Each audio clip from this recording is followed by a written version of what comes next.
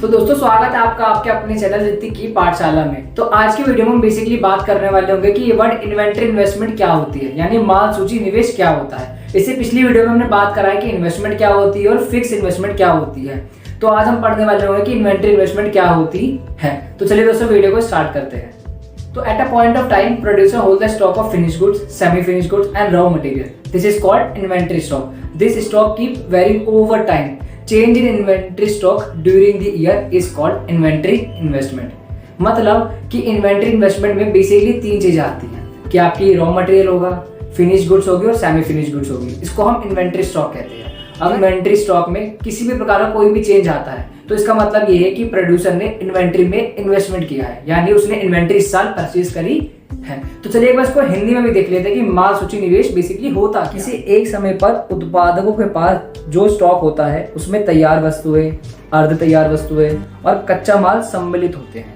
इसे माल सूची स्टॉक कहा जाता है। वर्ष के दौरान माल सूची स्टॉक में होने वाले परिवर्तन को उत्पादक का मूल सूची निवेश कहते है। बात वही कही गई है कि तीन तरीके का स्टॉक होता है, यानी एक आपका कच्चा माल हो गया, तैयार वस्तु हो गई और अर्ध तैयार वस्तु हो गई। इसको आप स्टॉक कहते हैं। और ये जिस भी ईयर में अगर इसमें कुछ चेंज आता है तो इसका मतलब क्या है कि एक उत्पादक कर्ता ने माल सूची में इस साल पैसा लगाया है। तो चलिए देखते हैं कि अगर एक उत्पादन कर्ता इन्वेंट्री इन्वेस्टमेंट कर रहा है तो इससे उसको क्या क्या लाभ हो सकता है। तो सबसे पहला पॉइंट निकल कर आता है अनइंटरप्टेड सप्लाई, यानी बिना रुके उत्पादन कर पाएगा। अगर उसके पास इन्वेंट्री स्टॉक भरा हुआ पड़ा है तो वो जल्दी जल्दी उस इनपुट को आउटपुट में, यानी आगत को निर्गत में आसानी से कन्वर्ट कर पाएगा। वो भी बिना रुके। उसको किसी भी प्रकार से अपने प्लांट को नहीं रोकना पड़ेगा कि पहले उसको रॉ मटेरियल परचेज करना होगा और उसके बाद वो प्रोडक्शन करेगा। हमारा अगला सिग्निफिकेंस निकल कर आता है day to day purchase from the market, यानी अगर एक बार हमारे पास इन्वेंटरी इन्वेस्टमेंट यानी हमने स्टॉक में अच्छा खासा पैसा लगा रखा होगा तो हमें डेली बाजार सामान को परचेज करने नहीं जाना पड़ेगा,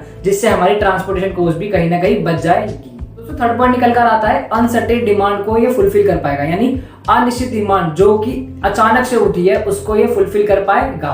जैसे अगर कोरोना के पीरियड में देखें तो उससे पहले लोग बहुत कम सैनिटाइजर यूज करते थे और मास्क यूज करते थे। तो जिस भी उत्पादन करता है प्रोड्यूसर ने अपने पास अच्छा खासा इन्वेंट्री स्टॉक रखा होगा मास्क का और सैनिटाइजर का, तो उसने उस अनसर्टेन डिमांड को फुलफिल करा होगा और काफी अच्छा लाभ भी कमाया हो। तो अगला पॉइंट निकल कर आता है पोटेंशियल डिमांड, यानी ये फ्यूचर डिमांड को भी फुलफिल करने में कहीं ना कहीं हेल्प करेगा।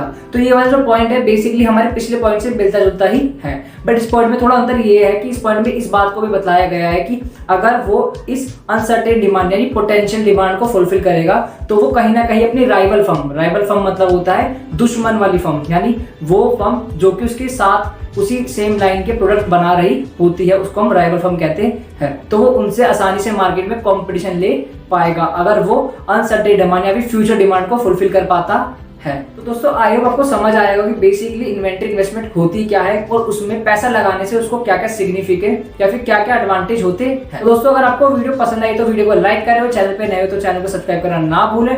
अगर आपको कोई स्पेसिफिक वीडियो चाहिए तो आप मुझे कमेंट बॉक्स में कमेंट कर सकते हैं, मैं ट्राई करूंगा कि उस वीडियो को जल्दी से जल्दी बना सकूं। दोस्तों मिलते हैं आपसे अपनी अगली वीडियो में, जब तक के लिए सीखते रहिए और सिखाते रहिए।